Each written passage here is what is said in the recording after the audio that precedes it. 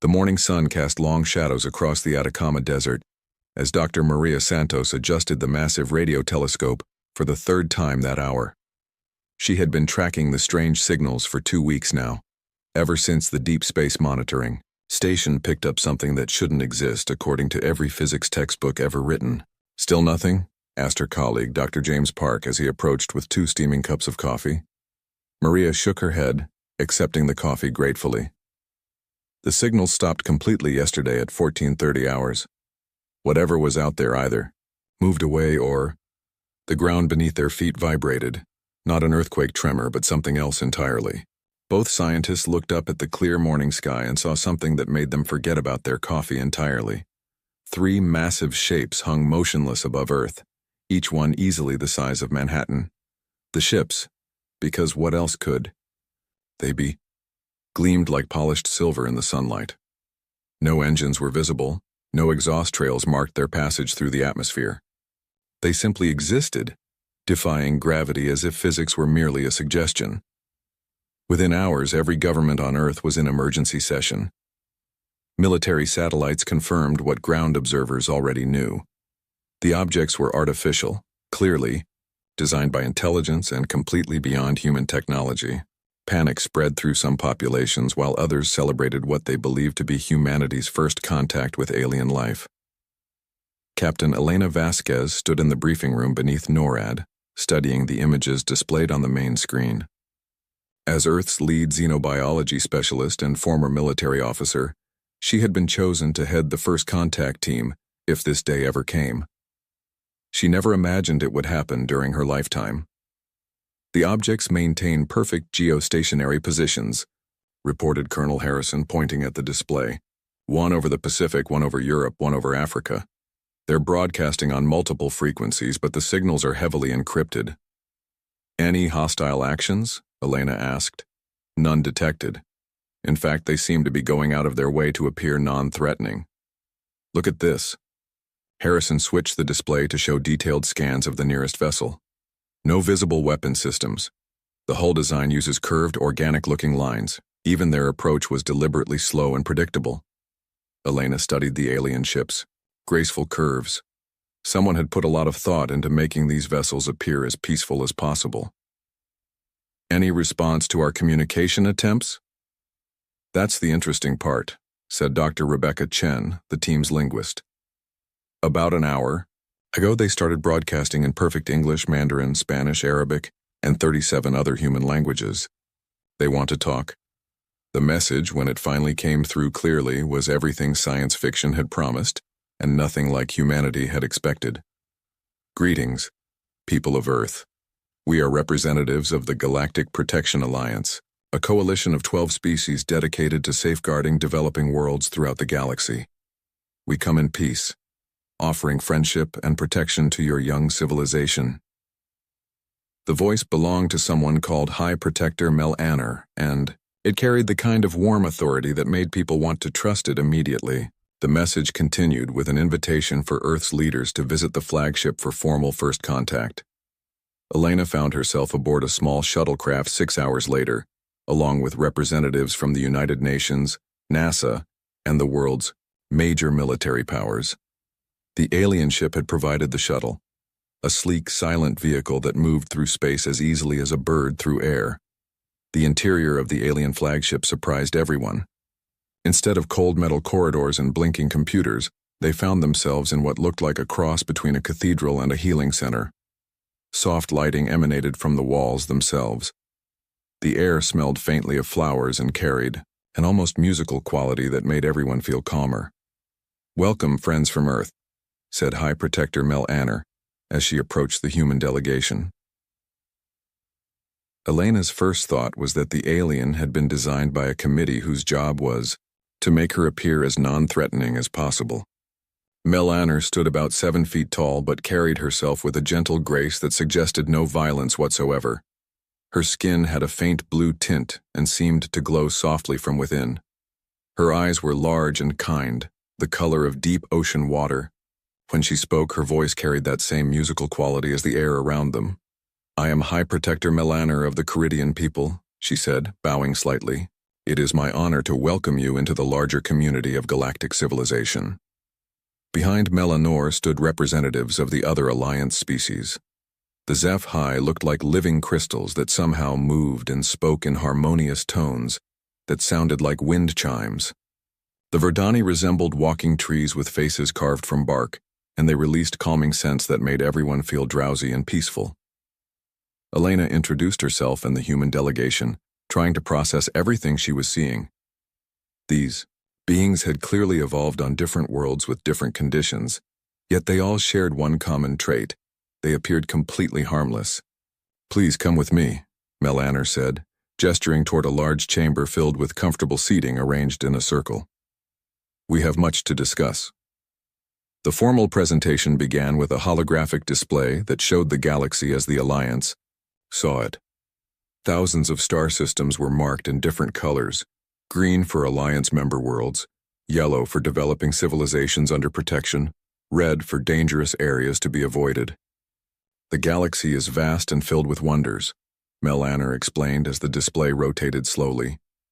"But it is also filled with dangers that young civilizations like yours cannot imagine. Stellar predators that feed on the energy of entire suns, quantum storms that can strip away a planet's atmosphere in minutes, machine intelligences that view organic life as a resource to be harvested." Elena watched the presentation with growing interest.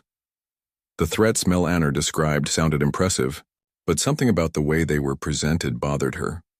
The stellar predators looked more like space whales than monsters. The quantum storms appeared to be natural phenomena, like hurricanes or tornadoes. The machine intelligences seemed to be mostly automated mining operations that had lost their programming. "For over 2,000 years, Melanor continued, the Alliance has protected developing worlds from these threats.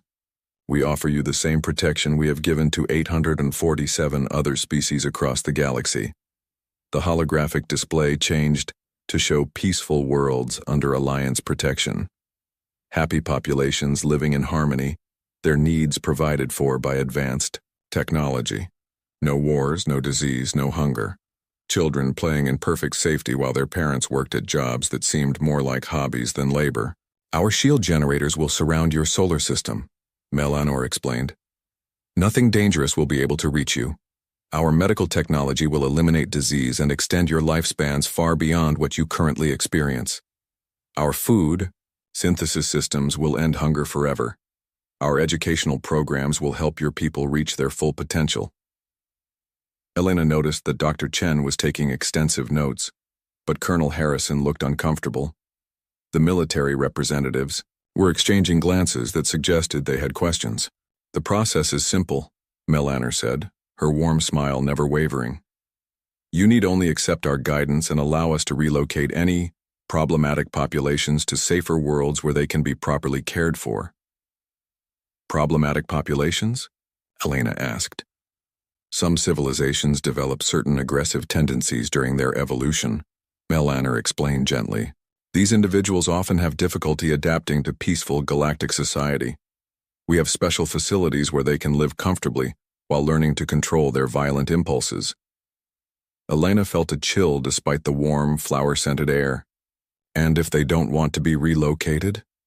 Melanor's expression remained kind, but something flickered behind her large eyes. "The safety of the majority must always take precedence over the desires of a few, Captain Vasquez. Surely you understand this principle from your own military experience." The presentation continued for another hour, covering everything from trade agreements to cultural exchange programs. The Alliance had clearly done this many times before. Every question the humans asked had been anticipated. Every concern had a prepared answer. But Elena noticed something interesting.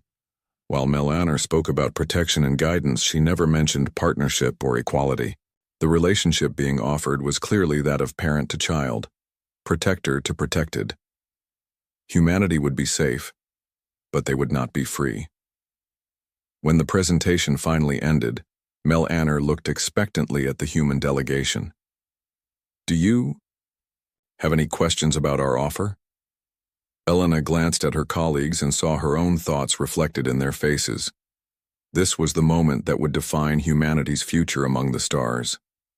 She could accept the Alliance's protection and condemn her species to eternal childhood, or she could ask the questions that were burning in her mind.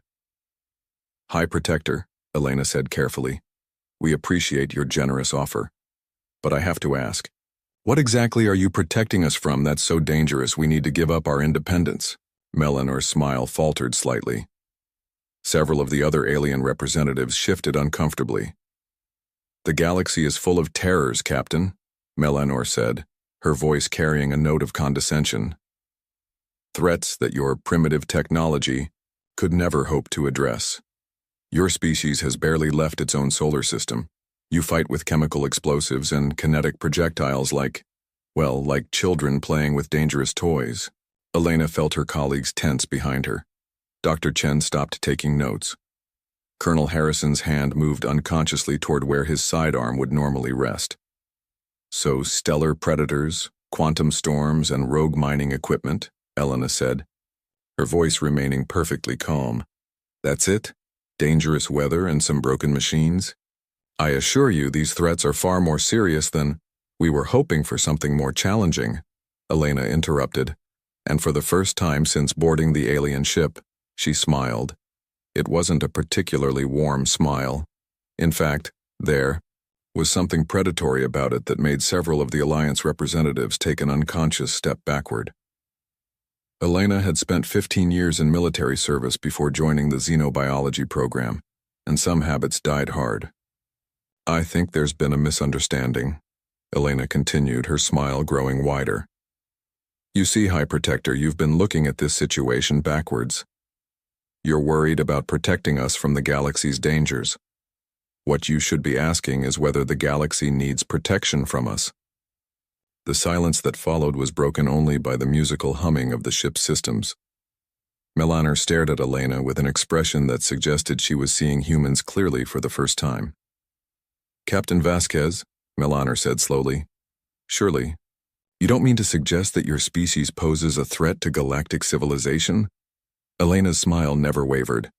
"High Protector, we've been imagining scary scenarios and building weapons to fight them since before we discovered fire. The only difference is that now we know we're not alone in the universe." She stood up, followed by the rest of the human delegation. "We'll need some time to consider your generous offer. In the meantime, perhaps you'd like to review some of our own technical specifications, just so you understand what you're dealing with." Dr. Chen activated a small device that transmitted a data package to the Alliance ship's computers. The information contained detailed analyses of human military capabilities, theoretical weapon systems, and strategic doctrines that had been developed over millennia of constant warfare. As the alien representatives began reading the data, their expressions changed from confusion to concern to something approaching fear. "The thing is," Elena said as she headed toward the exit, "you've spent 2,000 years protecting species from external threats. Humans spent most of our history being the threat." The last thing she heard as the shuttle bay doors closed behind them was the sound of Alliance representatives arguing in several different alien languages, their musical voices carrying notes of panic and discord. During the flight back to Earth, Elena stared out at the 3 massive alien ships hanging motionless in the sky and wondered what humanity's response would ultimately be. The Alliance offered safety and comfort in exchange for freedom and independence. It was the same bargain countless species had accepted across the galaxy, but humans had never been particularly good at accepting other people's definitions of safety. As the shuttle touched down at the secure facility in Nevada, Elena made a mental note to recommend that Earth's response include a complete inventory of human weapons capabilities, not as a threat, but as a courtesy. After all, it was only polite to let the Alliance know exactly what they were dealing with.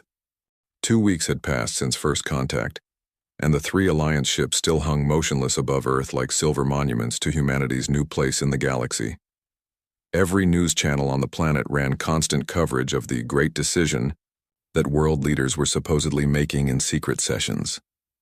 Captain Elena Vasquez stood in the underground command center beneath Geneva, watching real-time feeds from a dozen different monitoring stations. The aliens had been patient so far, but their daily requests for humanity's answer were becoming more frequent and more pointed. The analysis teams have finished their reports, said Dr. James Chen, Elena's new science advisor. He was Dr. Rebecca Chen's brother and had been pulled from his position at MIT to help evaluate Alliance technology. You're going to want to see this. Elena accepted the thick folder with some reluctance. Reading technical reports had never been her favorite part of leadership, but the last 2 weeks had taught her that every detail mattered when dealing with species that had been manipulating galactic politics for over 2 millennia.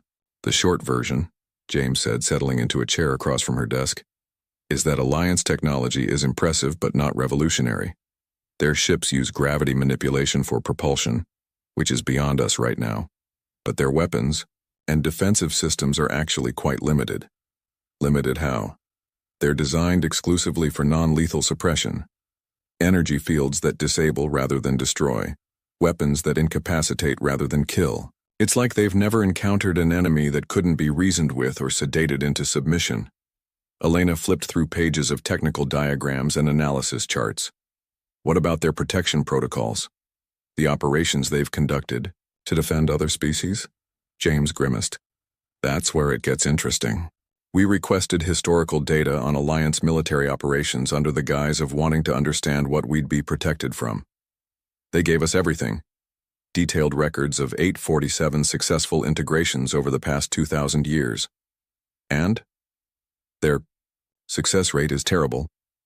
When the Alliance protects a species, they win about 77% of the time. The other 23% result in what they call unfortunate relocations. Entire planetary populations moved to safer worlds that happen to be rich in resources the Alliance needs. Elena set down the folder and leaned back in her chair. They're not protectors, they're farmers. That's essentially our conclusion, yes. They find developing species, offer protection, and either succeed in making them dependent clients or fail and harvest their populations and resources. Either way, the Alliance benefits. A soft chime indicated an incoming priority message. Elena's assistant appeared on the wall screen with an expression of barely controlled excitement. Captain, High Protector Mel Anner is requesting another meeting. She says the Alliance Council is eager to finalize the protection agreement. Tell her we'll be happy to meet, Elena said. But this time we want to tour their facilities and observe their protection protocols in action. Full transparency. 3 hours later, Elena found herself aboard the Alliance flagship again. But this time she wasn't alone. The human delegation had grown to include military analysts, xenobiologists, computer specialists, and, to the aliens' obvious discomfort, several weapons experts. Commander Sarah Torres had been Elena's choice to lead the military assessment team. Sarah had spent 12 years in special operations before joining the Space Force, and she had a talent for seeing tactical weaknesses that others missed. She also had an unsettling way of smiling that made people nervous. Welcome back, Captain Vasquez, Mel Anner said as she greeted the expanded human delegation. I must admit, your request for operational transparency is somewhat unusual. Most species are content to accept our assurances of protection. Most species probably haven't spent their entire evolutionary history fighting each other, Elena replied pleasantly. We like to understand exactly what we're getting into. Mel Anner's expression suggested she was beginning to understand that humans were not like other species she had encountered. Very well. I will personally guide you through our defensive capabilities and show you recordings of recent protection operations. The tour began in what the Alliance called their Strategic Operations Center, a vast chamber filled with holographic displays showing real-time data from across the galaxy. Hundreds of star systems were monitored constantly, with threat assessments updated continuously by advanced artificial intelligence. Impressive, said Dr. Lisa Park, the team's computer specialist, as she studied the information displays. How often do you actually engage these threats? Fortunately, most can be deterred through diplomatic means, explained Zekthar, a crystalline HFY who served as the Alliance's military coordinator. His voice sounded like wind chimes caught in a gentle breeze. When diplomacy fails, we implement containment protocols. Sarah Torres stepped closer to examine the tactical displays. Containment protocols? We establish defensive perimeters around threatened areas and deploy suppression fields to disable aggressive forces, Zekthar said proudly. Our technology allows us to neutralize threats without causing unnecessary destruction. Show us, Sarah said simply. What followed was a series of holographic recordings showing Alliance forces in action against various galactic threats. Elena watched with growing amazement as the aliens fought like they were trying to solve a humanitarian crisis rather than win a war. In the first recording, Alliance ships faced off against something called a stellar predator, a massive creature that fed on solar radiation. The Alliance response was to surround the creature with energy fields and guide it away from inhabited systems, using what appeared to be sophisticated herding techniques. Remarkable, said Dr. James Chen. How long did this operation take? Approximately 6 weeks, Zekthar replied. We had to be careful not to harm the creature, as stellar predators are an endangered species. 6 weeks, Sarah repeated, her voice carefully neutral. To deal with one animal. The second recording showed Alliance forces engaging a swarm of automated mining ships that had somehow lost their programming and begun consuming inhabited asteroids. The Alliance response was to board each ship individually and attempt to reprogram their control systems. This operation required 4 months to complete, Zekthar noted. Unfortunately, we were unable to save 3 of the asteroid colonies before restoring proper programming to the mining fleet. Elena watched Sarah's face carefully and saw something that worried her. Sarah was smiling, but it was the kind of smile she had worn during combat briefings in Afghanistan. The expression of a predator analyzing prey. Could we see some of your less successful operations? Elena asked. The ones that resulted in relocations? Melanor and Zekthar exchanged glances before calling up new recordings. These showed Alliance forces attempting to protect worlds from threats they couldn't contain or redirect. The patterns were consistent. The Alliance would deploy defensive measures, attempt diplomatic solutions, and gradually fall back as their gentle methods proved inadequate. The Vorthon situation was particularly challenging, Melanor explained, as they watched Alliance ships retreating from a swarm of aggressive biomechanical entities. The Vorthon collective refused all diplomatic contact and seemed determined to consume organic matter for some unknown purpose. What happened to the Vorthon? Elena asked.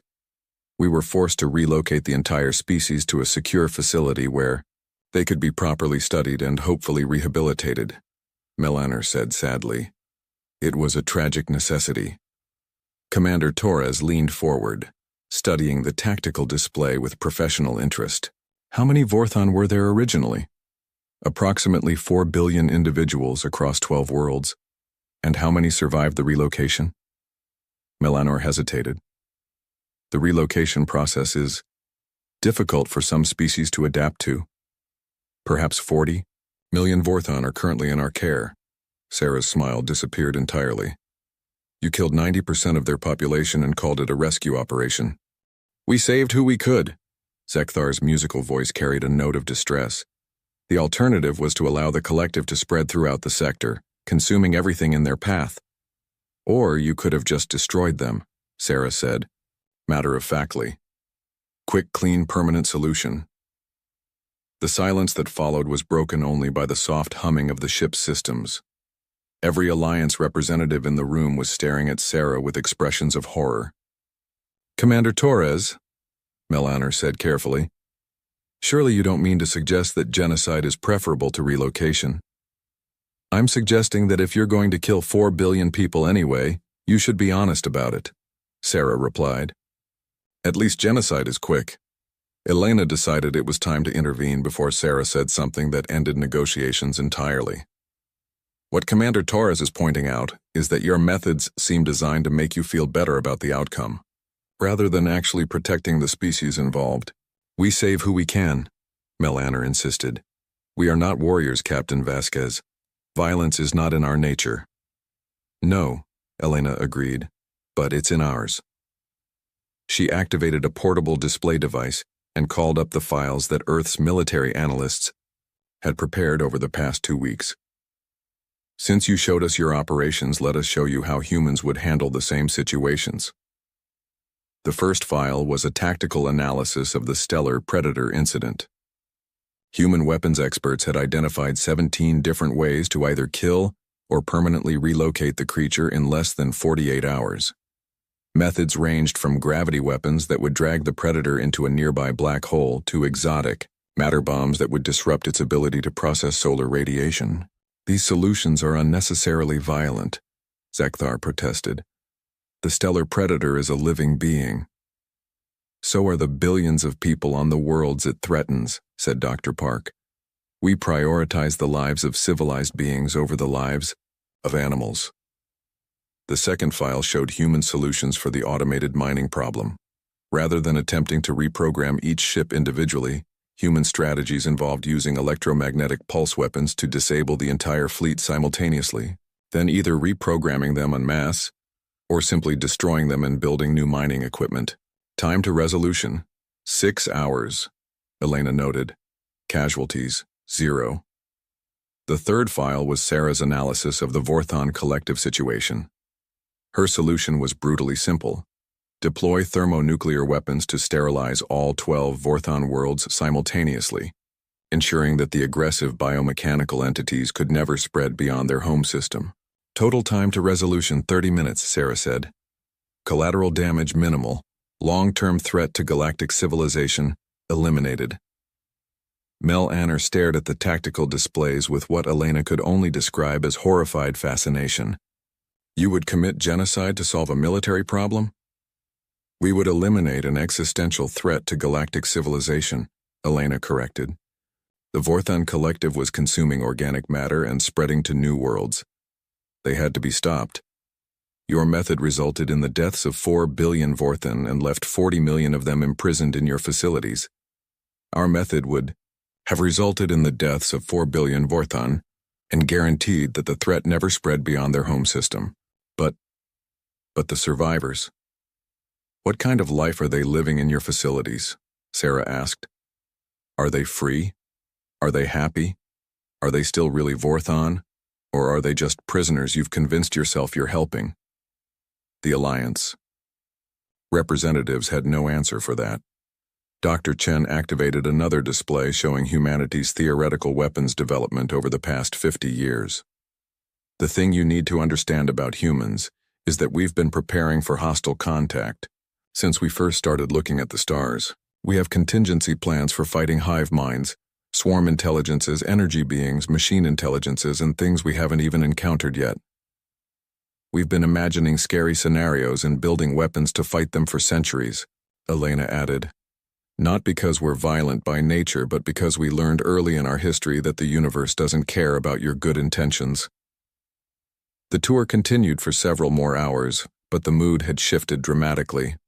Alliance representatives showed human delegates their food synthesis technology, their medical systems, and their educational programs with obvious pride, but they kept glancing nervously at the weapons experts who accompanied the group. As the HYF tour concluded, Melanar made one final attempt to emphasize the benefits of Alliance protection. Think of what we're offering you, Captain Vasquez. Perfect safety, unlimited resources, guidance from species with thousands of years more experience than you. Why would you choose the uncertainties of independence over the security we provide? Elena considered the question carefully before answering. Because security without freedom isn't security at all, High Protector. It's just a comfortable cage. She gathered her team and headed toward the shuttle bay, but paused at the doorway. We'll have an answer for you soon, but I think you should prepare yourselves for the possibility that humanity might have a different vision for galactic civilization than what you're used to. During the flight back to Earth, Sarah Torres reviewed the intelligence they had gathered. They're not evil, she concluded. They're just incompetent. 2,000 years of practice and they still fight like they're afraid of hurting the bad guys. The question is, Elena said, what do we do about it? Sarah's predatory smile returned. We show them how it's really done. The emergency meeting was called at 0347 hours, Geneva time. Elena Vasquez had been asleep for exactly 90 minutes when her secure communicator began screaming with priority alerts from Alliance monitoring stations across 3 different sectors of the galaxy. Talk to me, she said, pulling on her uniform as she strode toward the command center. The corridors beneath the UN complex were normally quiet at this hour, but tonight they buzzed with activity as analysts and specialists rushed to their posts. Dr. James Chen met her at the command center entrance, his face grim. The Alliance is in trouble. Big trouble. Something called the Scoran Empire has been launching coordinated attacks across Alliance territory for the past 6 hours. Elena stepped into the main operations room and immediately understood why everyone looked so worried. The massive display showed a 3-dimensional map of Alliance space with red warning indicators spreading like cancer across multiple sectors. "How bad is it?" she asked. 12 Alliance worlds under direct attack, reported Commander Torres from her position at the tactical station. Another 37 have gone dark completely. Alliance Fleet Command is requesting emergency assistance from all member species and protectorates. Elena studied the tactical display with growing concern. The attacks weren't random. They followed a clear pattern that suggested extensive planning and coordination. Whoever these Scorans were, they understood Alliance weaknesses better than the Alliance understood them themselves. "What do we know about the Scoran Empire?" "That's the interesting part," said Dr. Lisa Park, pulling up intelligence files on her workstation. According to Alliance records, the Scorans were classified as a developing militaristic species approximately 50 years ago. The Alliance has been monitoring them ever since, waiting for them to become a threat worth addressing. "Apparently, they became a threat," Elena observed dryly. "It gets worse," James said, activating additional displays. Alliance fleet doctrine is based on their historical experience with galactic threats, stellar predators, rogue mining equipment, quantum storms. They're not equipped to fight an organized military force that actually wants to win. Elena watched. Real-time feeds from Alliance ships engaging Scoran forces. The alien tactics were exactly what she had observed during their facility tour. Defensive formations designed to minimize casualties, non-lethal suppression fields, attempts at diplomatic contact even while under fire. The Scorans, by contrast, fought like they were trying to exterminate their enemies as quickly and efficiently as possible. Their ships moved in aggressive formations, concentrated overwhelming firepower on single targets, and showed no interest in capturing or converting Alliance forces. How are the Alliance forces holding up? "They're not," Torres said bluntly. "Casualty reports are sketchy, but it looks like they're losing approximately 3 ships for every Scoran vessel they manage to disable. And that's assuming they're actually disabling Scoran ships rather than just making them angry." A soft chime indicated an incoming priority transmission. Elena wasn't surprised to see High Protector Melaner's face appear on the main screen, though the alien leader looked far less composed than she had during their previous meetings. "Captain Vasquez," Melaner said, her musical voice carrying notes of strain and exhaustion. "I hope you will forgive the urgency of this communication, but circumstances have evolved beyond our initial projections. We're monitoring the situation," Elena replied carefully. "How can we help?" Relief flickered across Melaner's features. "The Alliance Council has voted to grant Earth provisional membership status immediately, with full protection rights and obligations. We could use any assistance your people might be able to provide." Elena glanced at her staff before responding. "What kind of assistance are you looking for?" "Evacuation support, primarily. Our priority is saving as many lives as possible from the affected worlds. Your ships could help transport refugees to safer locations while our fleet focuses on containing the Scoran advance." Commander Torres leaned forward, studying the tactical displays with professional interest. "High Protector, what's your current assessment of Scoran military capabilities?" "They appear to be more advanced than our initial evaluations suggested," Melaner admitted. "Their weapon systems are designed for maximum destruction rather than suppression. They show no interest in diplomatic resolution or peaceful coexistence. Most disturbing of all, they seem to view the conflict as entertainment." Elena felt a chill run down her spine. Entertainment? Scoran communications intercepts suggest they are competing among themselves to see who can cause the most destruction in the shortest time. They appear to consider our defensive strategies amusing rather than effective. The implications of that statement settled over the command center like a cold fog. Elena had encountered enemies who fought for resources, territory, ideology, or survival. But enemies who fought for fun were something else entirely. High Protector, Elena said carefully. What exactly is the Alliance's long-term strategy for dealing with this threat? Melaner hesitated before answering. We are adapting our protocols to address this unprecedented situation. Our xenobiologists are developing psychological profiles of Scoran leadership to identify potential diplomatic solutions. Our engineers are working on enhanced suppression technologies that might be more effective against their aggression. Our logistics specialists are calculating optimal evacuation routes for threatened populations. Elena translated that in her head. They had no idea what they were doing. In the meantime, Melaner continued, any assistance Earth could provide with refugee evacuation would be greatly appreciated. The Scorans seem particularly focused on populated worlds, and civilian casualties are mounting rapidly. Elena looked around the command center at her staff. Torres was practically vibrating with suppressed energy, like a hunting dog that had caught a scent. Dr. Chen was already pulling up files on human fleet capabilities. Park was running simulations on her workstation with the intensity of someone solving a particularly challenging puzzle. High Protector, Elena said, evacuation support is certainly something we can provide. But I have to ask, have you considered alternatives to containment and evacuation? What alternatives? Elimination of the threat. Melanor's expression shifted to one of confusion mixed with something that might have been horror. Captain Vasquez, surely you're not suggesting that we engage in aggressive warfare against the Scoran Empire. I'm suggesting that sometimes the best defense is a good offense, Elena replied. If the Scorans are fighting for entertainment, then make the fight boring. If they're competing for destruction scores, change the rules of the game. I don't understand. Commander Torres stepped forward, her predatory smile making its reappearance. What Captain Vasquez is suggesting, High Protector, is that instead of playing defense and hoping the Scorans get bored, you eliminate their ability to threaten anyone ever again. But that would require war. Elena finished. Real war.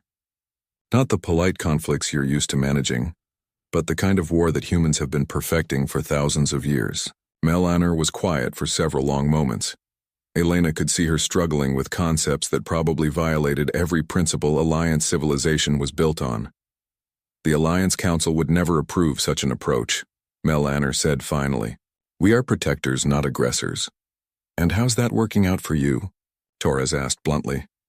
Before Melaner could respond, new alerts began flashing across the tactical displays. Dr. Park cursed quietly as she interpreted the incoming data. 3 more Alliance worlds just went dark, Park reported. Scoran forces are advancing faster than projected.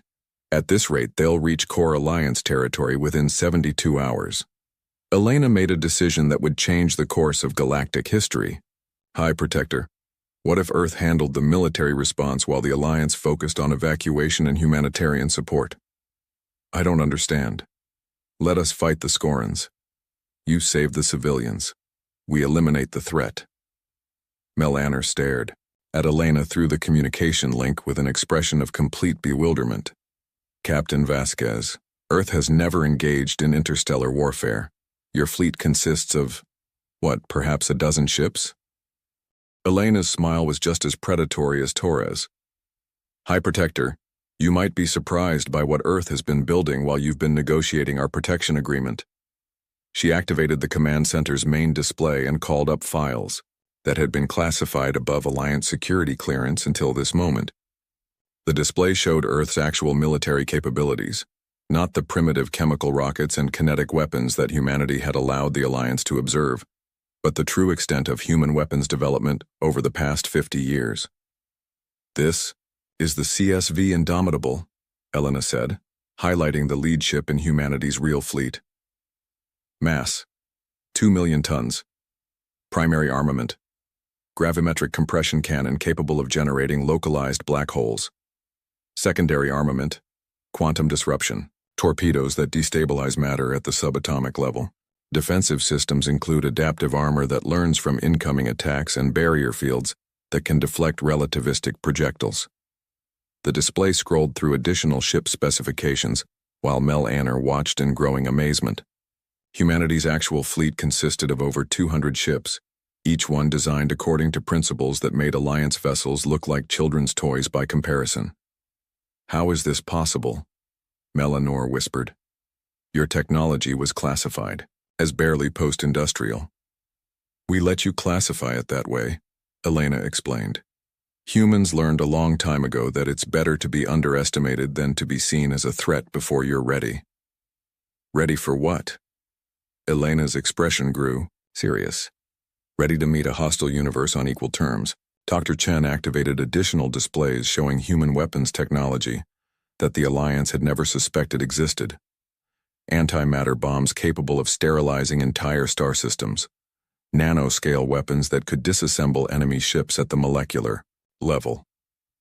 Mimetic warfare devices designed to attack artificial intelligences through their own communication networks. "We've been preparing for first contact scenarios for over a century," Elena continued. "Peaceful cooperation was always our preferred option, but we developed contingencies for every other possibility we could imagine. Including hostile empires that fight for entertainment," Torres added cheerfully. Mel Anner struggled to process what she was seeing. This level of weapons development, it would require centuries of constant warfare to perfect such technologies. "Humans have had centuries of constant warfare," Elena pointed out. "We just recently figured out how to stop fighting each other long enough to focus on external threats." The command center was quiet except for the soft humming of computer systems and the distant sound of activity in the corridors outside. Elena watched Mel Anner's face as the alien leader tried to reconcile her understanding of humanity with the evidence being presented. "Captain Vasquez," Mel Anner said finally, "if Earth possesses this level of military capability, why did you not simply reject our protection offer immediately?" Elena's smile softened slightly. "Because we wanted to understand who you really were before we decided what to do about you. The Alliance isn't evil, High Protector. You're just naive. You've been playing at warfare for 2,000 years while humans have been perfecting it. And now? Now you have a choice. Let us handle the Scoran problem while you focus on what you do best, helping people and building peaceful societies. Or continue trying to fight a war you don't understand against enemies who think your methods are hilarious." Mel Anner was quiet for a long time before responding. "What would you require from the Alliance? Information about Scoran positions and capabilities, coordination with your evacuation efforts, and formal authorization to engage in unrestricted warfare against the Scoran Empire." "Unrestricted warfare?" Elena's expression grew cold. "High Protector, if humans are going to war, we're going to win. Whatever it takes, however long it takes, by whatever means necessary. The Scorans want to play games with galactic civilization? Fine, but they're about to learn that humans don't play games when innocent lives are at stake." The transmission ended with Melanor promising to present Earth's offer to the Alliance Council immediately. Elena knew the answer would be yes. The Alliance was out of options and running out of time. "Torres," she said, turning to her military commander, "how long before we can have the fleet ready for deployment?" Torres's predatory smile was back in full force. "The fleet's been ready since the day those Alliance ships showed up in our sky. Captain, we just need coordinates and authorization." Elena looked around the command center at her staff, scientists and soldiers who had spent their careers preparing for this moment without knowing if it would ever come. "Then let's go show the galaxy how humans really fight." The first human warship to engage Scoran forces was the CSV Retribution, a heavy cruiser that had been conducting navigation exercises near the Kepler system when the Alliance distress call came through. Captain Marcus Webb received authorization to engage 47 minutes before his ship detected the energy signatures of Scoran vessels approaching the civilian colony on Kepler Prime. "All stations, this is the captain," Webb announced over the ship's communication system. "We are about to engage hostile forces threatening Alliance civilians. This is not a drill. This is not a peacekeeping operation. This is war, and we will conduct ourselves accordingly." The crew of the Retribution had trained for this moment for years, but none of them had ever fired a shot in anger at an alien. Target, that was about to change. Tactical, what are we looking at? Webb asked as his ship moved into optimal firing position. 12 Scoran assault vessels approaching Kepler Prime from multiple vectors, reported Lieutenant Commander Sarah Kim from the tactical station. Alliance defenders are falling back. Colonial evacuation is approximately 30% complete. Webb studied the tactical display showing Alliance ships attempting to shield the evacuation transports, while Scoran forces closed in from all sides. The alien ships moved with the predatory grace of sharks circling wounded prey. Their formation suggests they're planning to herd the evacuation ships into a kill zone, Kim continued. Alliance defensive positions won't hold for more than 20 minutes. Time to intercept? 18 minutes at current speed. Webb made a decision that would define humanity's role in galactic warfare. All ahead flank, battle stations, load gravimetric compression rounds, and prepare quantum disruption torpedoes for immediate deployment. The Retribution accelerated toward the battle zone with a velocity that would have been impossible for any ship using conventional propulsion. Human gravity manipulation technology was decades ahead of anything the Alliance possessed, and the Scorans were about to learn that the hard way. Meanwhile, in the Kepler system, Alliance Fleet Captain HYF watched his defensive formation crumble under Scoran assault. The crystal-based alien had commanded protection fleets for over 40 years, but he had never faced enemies who seemed to enjoy the destruction they caused. "Sir, Scoran forces are concentrating fire on evacuation transports," reported his tactical officer. "They're ignoring our warships entirely." Hithlock felt his crystalline structure resonate with frustration. The Scorans weren't trying to defeat Alliance forces. They were trying to maximize civilian casualties for some incomprehensible reason. Every standard defensive doctrine he had ever learned was useless against enemies who preferred to kill non-combatants rather than engage military targets. All ships maintain defensive screens around evacuation transports, he ordered. Accept whatever casualties necessary to protect civilian vessels. That was when the CSV Retribution arrived. Hythlock's sensors detected the human ship 3 seconds before it opened fire, and what happened next defied every principle of civilized warfare he had ever studied. Instead of hailing the Scoran forces or attempting to establish communication, the human ship simply began killing them. The first Scoran vessel died when a gravimetric compression round created a localized gravitational anomaly that collapsed, its hull into a sphere roughly the size of a basketball. The second died when quantum disruption torpedoes destabilized the molecular bonds holding its armor together, causing the ship to simply disintegrate into component atoms. The remaining Scoran vessels turned to engage this new threat, and Captain Webb showed them why humans had spent centuries perfecting the art of war. Tactical pattern Delta 7, Webb ordered. Maximum aggression. No survivors. The Retribution moved through the Scoran formation like a predator among prey, its weapons, systems operating with mechanical precision. Gravimetric rounds crushed ships into impossibly dense spheres. Quantum torpedoes dissolved armor like acid. Antimatter missiles created brief stars that consumed everything within a 10-kilometer radius. But the most terrifying aspect of the human attack wasn't the weapons, it was the methodology. The Retribution didn't fight like the Alliance ships, using defensive formations and suppression fields. It fought like humanity had always fought, to kill enemies as quickly and efficiently as possible. "Human vessel, this is Alliance Captain Hithlock," came the transmission from the Alliance flagship. "We appreciate your assistance, but your weapon systems appear to be set for lethal force. Alliance protocols are suspended," Webb replied curtly. "This is a combat zone, not a peacekeeping operation." Hithlock watched in fascination and horror as the human ship eliminated the remaining Scoran vessels in less than 14 minutes. The efficiency was remarkable. The casual brutality was disturbing. "Human Captain," Hithlock transmitted as the last Scoran ship exploded into expanding plasma. "Your assistance was effective. However, Alliance doctrine requires that we attempt to capture enemy personnel for interrogation and possible rehabilitation."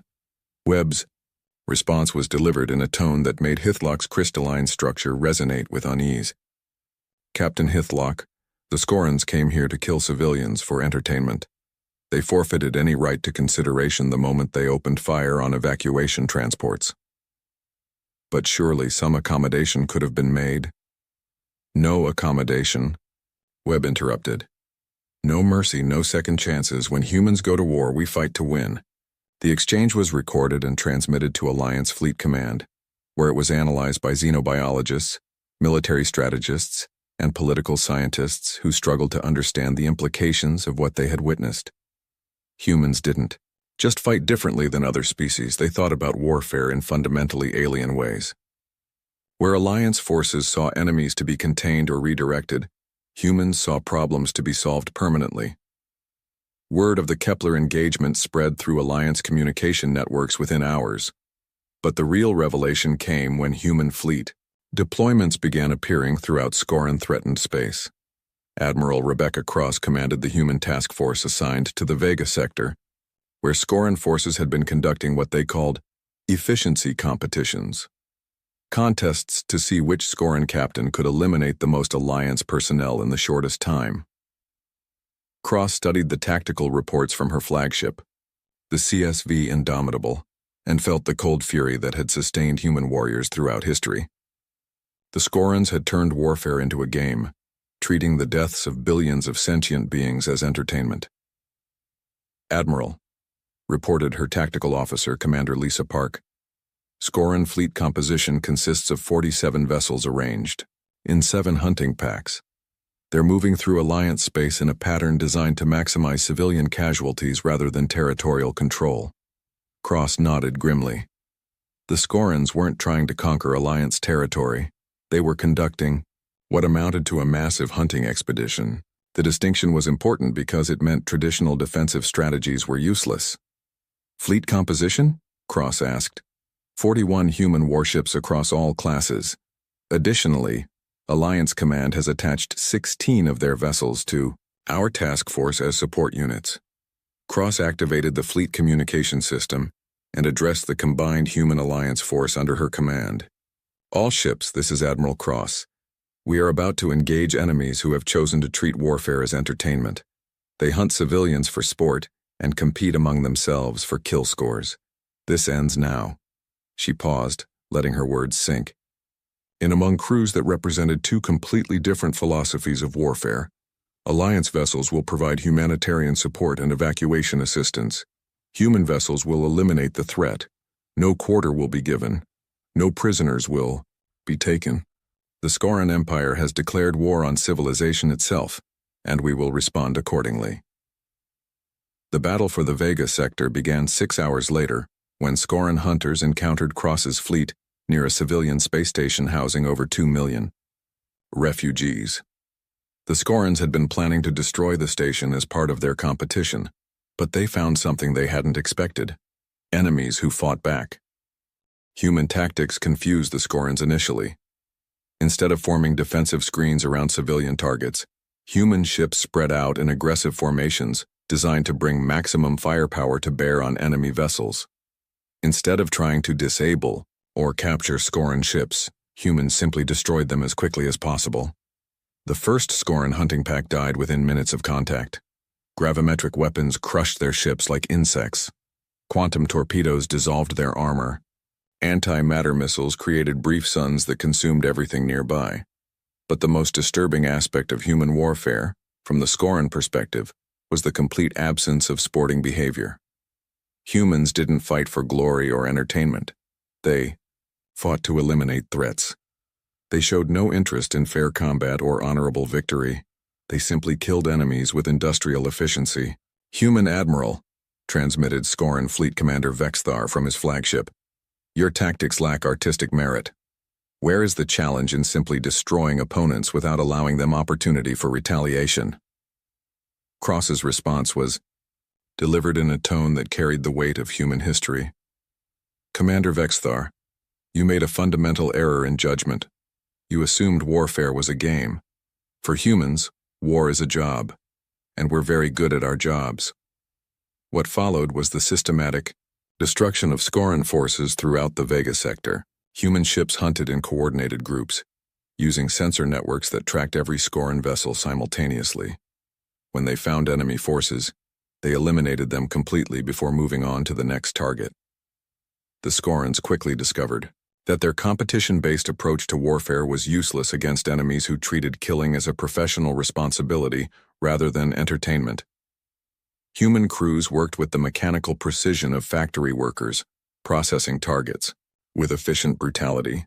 "They don't fight," transmitted one Scoran captain before his ship was destroyed by quantum torpedoes. "They simply execute." Admiral Cross monitored the tactical displays from her command center, watching red enemy contacts disappear one by one as her fleet systematically cleared Scoran forces from Alliance space. The operation was proceeding exactly according to plan. "Admiral," reported Commander Park, "we're receiving surrender requests from 17 Scoran vessels. They're requesting safe conduct to neutral territory." Cross considered the request for exactly 3 seconds. "Negative. They came here to hunt civilians for sport. They don't get to surrender when they realize they're outmatched." "Ma'am, Alliance protocols suggest—" "Alliance protocols are suspended," Cross said firmly. "This is human space now, and human rules apply. The Scorans wanted to play war games with civilian lives. Now they get to experience real war." The battle for Vega sector concluded with the complete elimination of Scoran forces in the area. No enemy ships escaped. No prisoners were taken. The threat was simply removed, like a surgeon excising a tumor. Alliance observers struggled to process what they had witnessed. Human warfare wasn't just more effective than Alliance methods, it was fundamentally different in every possible way. Where Alliance forces fought to contain and redirect threats, humans fought to eliminate them entirely. "They don't fight like any species we've encountered," reported Alliance Captain Hithlock in his after-action summary. "They fight like they've been preparing for war with the universe itself." News of human military effectiveness spread through Alliance space faster than official reports could be filed. Civilian populations in threatened systems began requesting human protection specifically, while Alliance military commanders struggled to adapt their thinking to accommodate allies who considered total warfare a professional skill. But the real shock came when intelligence reports revealed the true scope of human military preparation. Earth's fleet hadn't been hastily assembled in response to the Scoran threat. It had been building for decades, waiting for exactly this kind of situation. "They've been ready for us," High Protector Mel Honor reported to the Alliance Council in an emergency session. "Not just ready for the Scorans or any specific threat, ready for any threat that might emerge from galactic space. They've been preparing for hostile contact since before they developed faster-than-light travel." The implications of that revelation settled over the Council like a cold fog. Humanity hadn't stumbled into effective warfare through desperation or accident. They had been systematically preparing to fight enemies they had never met using principles that most peaceful species found incomprehensible. "The question," Mel Honor continued, "is what we do with allies who are more effective at warfare than we are comfortable with."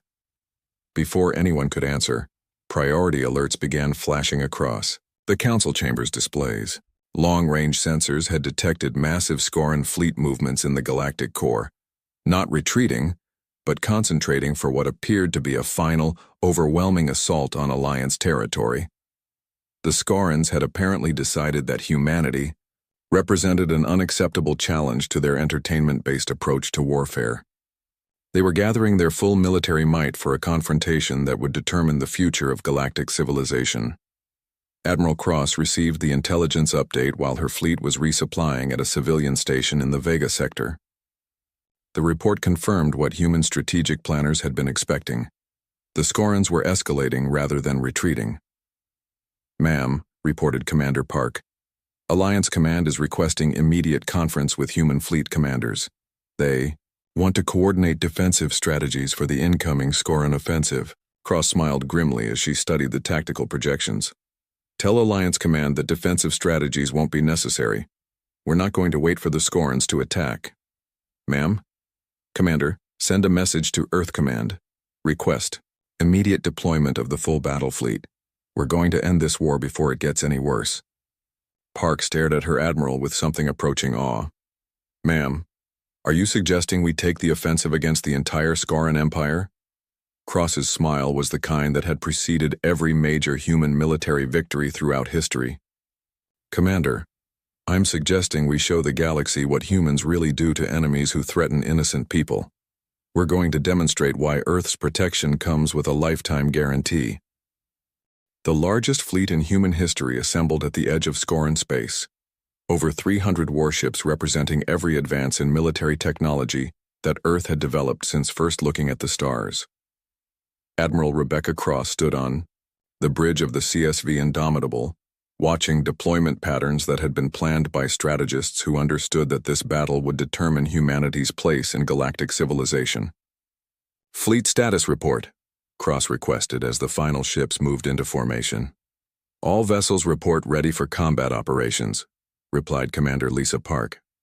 "Total complement: 312 human warships, 47 Alliance support vessels, and surprisingly, 17 independent ships from species that aren't officially part of either alliance." Cross raised an eyebrow at that last detail. "Independent ships? Species that have been watching the conflict develop. Word of human military effectiveness has spread beyond alliance space. Some civilizations are apparently interested in seeing how this plays out." The Admiral nodded grimly. Humanity's first major interstellar war was being watched by dozens of species across the galaxy. The outcome would establish precedents that might endure for centuries. Intelligence update on Scoran. Deployments. Park activated the tactical display showing the core systems of the Scoran Empire. Long-range sensors confirm massive fleet concentrations across 7 star systems. Preliminary estimates suggest they've assembled over 2,000 ships for what they're calling the final hunt. Cross studied the enemy positions with professional interest. The Scorans had apparently decided to stake everything on one massive confrontation, gathering their scattered forces into overwhelming concentrations designed to crush any opposition through sheer numbers. It was exactly the kind of tactical thinking that had gotten them into trouble with humans in the first place. "They still don't understand," Cross murmured. "They think this is about winning battles." "Ma'am, Commander, the Scorans are still treating this like a competition. They want to prove they can defeat us in glorious combat. What they don't realize is that humans don't fight battles. We fight wars, and we fight to win them permanently." Cross activated the fleet communication system and addressed the combined force under her. "Command." The transmission reached not only human and Alliance vessels, but the independent observers who had come to witness what might be the most important military engagement in galactic history. "All ships, this is Admiral Cross. In approximately 6 hours we will engage the full military might of the Scoran Empire. They have chosen to concentrate their forces in an attempt to overwhelm us through numerical superiority. This is a fundamental misunderstanding of human military doctrine." She paused, gathering her thoughts before continuing. "The Scorans believe they are fighting for entertainment and glory. They are wrong. We are not here to provide them with amusement. We are here to eliminate a threat to galactic civilization. When this operation concludes, the Scoran Empire will no longer exist as a military force. Not defeated, not contained, not redirected, eliminated." Cross looked around the bridge at her crew, seeing the same cold determination she felt reflected in their faces. Human vessels will implement Protocol Omega across all target systems simultaneously. Alliance vessels will provide search and rescue for any survivors. Independent observers are advised to maintain safe distances and document what they witness for their respective governments. The transmission ended, leaving the combined fleet in relative silence as crews made final preparations for what many understood might be the most decisive battle in galactic history. High Protector Mel Honor monitored the human preparations from her flagship, struggling to process the implications of what she was witnessing. Alliance xenobiologists had spent weeks trying to understand human military psychology, but they kept reaching conclusions that challenged everything Alliance civilization believed about the nature of warfare. "They really intend to destroy the entire Scoran Empire," observed Dr. Kethmore, the Alliance's leading expert on aggressive species behavior. not occupy their territory or force political changes, literally eliminate their ability to threaten anyone ever again. Melaner nodded grimly. Human strategic thinking appears to be based on the principle of permanent solution rather than temporary resolution. When they identify a threat, they remove it completely. But the implications, I know. Melanor watched human warships maneuvering with the precision of a mechanical process. If humans can eliminate the Scoran Empire in a single operation, what does that say about every other military force in the galaxy? The question hung in the air between them, carrying implications that neither wanted to consider fully. Meanwhile, in the Scoran core systems, Fleet Commander Vexithar reviewed his own tactical preparations with growing excitement. The humans had proven themselves worthy opponents, but they were still vastly outnumbered. The final hunt would be the greatest challenge Scoran warriors had ever faced. Status of all hunting fleets? Vexithar asked his tactical coordinator. 2,047 vessels across 7 systems, all armed and ready for glorious combat, came the enthusiastic reply. The humans cannot possibly match our numbers, regardless of their technological advantages. Vexithar's mandibles clicked with anticipation. And our scoring system? Fully operational. Each captain will be credited for verified kills based on ship classification and crew complement. The victor of the final hunt will be remembered for all time. The Scoran commander studied the tactical displays showing his fleet dispositions with satisfaction. The humans had been efficient in their previous encounters, but efficiency meant nothing against overwhelming numerical superiority. Today would prove that Scoran martial spirit could overcome any technological advantage. Begin the approach, Vexithar ordered. Let the final hunt commence. What happened next redefined galactic understanding of warfare on a fundamental level. The human fleet didn't advance system by system, engaging Scoran forces in conventional ship-to-ship combat. Instead, they implemented what their tactical manuals called simultaneous strategic elimination, a coordinated strike designed to destroy enemy capabilities across multiple star systems at exactly the same moment. Admiral Cross watched the EI. Countdown timer reached 0 and spoke 2 words that ended the Scoran Empire. Execute Omega. Across 7 star systems, human weapons that had never been used in actual combat demonstrated why Earth's military planners had spent decades preparing for this moment. Gravimetric compression bombs created artificial black holes that consumed entire enemy fleets. Quantum disruption devices destabilized the physical laws holding matter together across volumes of space larger than most planets. But the most devastating weapons were the ones that attacked the very concept of Scoran civilization. Memetic warfare systems broadcast information patterns designed to disrupt Scoran neural functions. Biological agents specifically tailored to Scoran physiology rendered their life support systems useless. Cultural viruses introduced through captured communication networks undermined their social structures at the most basic level. Time to completion? Cross asked as she monitored the systematic destruction of an empire. 17 minutes for primary target elimination, Park reported. An additional 6 hours for complete infrastructure sterilization. Cross nodded, watching tactical displays that showed red enemy contacts disappearing faster than her computers could update their positions. The Scoran Empire's 2,000 ships were being eliminated at a rate that suggested humanity had been deliberately restraining itself during previous engagements. Any survivors requesting surrender? Negative, ma'am. Protocol Omega doesn't provide for surrender options. Cross felt no satisfaction in the destruction she was orchestrating. This wasn't a victory to be celebrated. It was a problem being solved with industrial efficiency. High Protector Mel Honor watched the elimination of the Scoran Empire from her position in the outer system, her crystalline features reflecting disbelief at the scale and speed of human military operations. "Is this really happening?" asked Dr. Kethmore as they observed entire star systems being systematically cleared of Scoran presence. "It appears that humans have been preparing for total warfare scenarios that most species never consider," Milana replied quietly. "They didn't just develop weapons to fight enemies. They developed methods to eliminate the concept of those enemies entirely." The destruction was so complete and so rapid that Alliance monitoring systems struggled to keep track of what was happening. Scoran fleets that had existed moments before simply stopped existing. Not destroyed in conventional terms, but removed from reality through weapons that operated on principles most species had never imagined.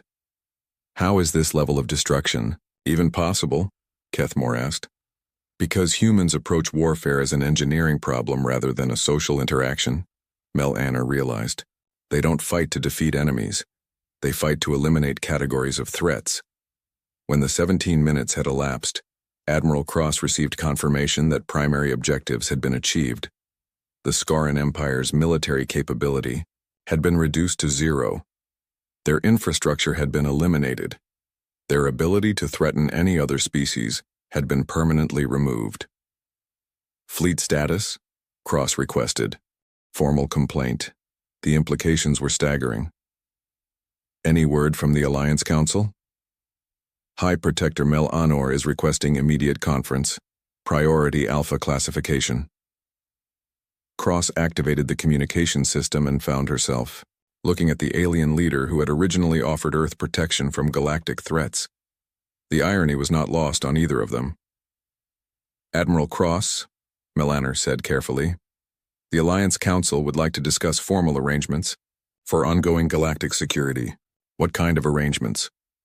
We would like to request that Earth assume primary responsibility for military threats to Alliance territory. In exchange, the Alliance would provide technological and humanitarian support for developing civilizations. Cross considered the proposal.